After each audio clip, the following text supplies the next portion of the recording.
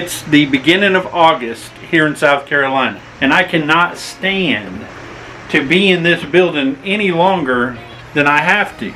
But I just might have an idea on how to fix this problem. So I watched a bunch of YouTube videos on how to build a portable air conditioner. I'm going to show you these around here.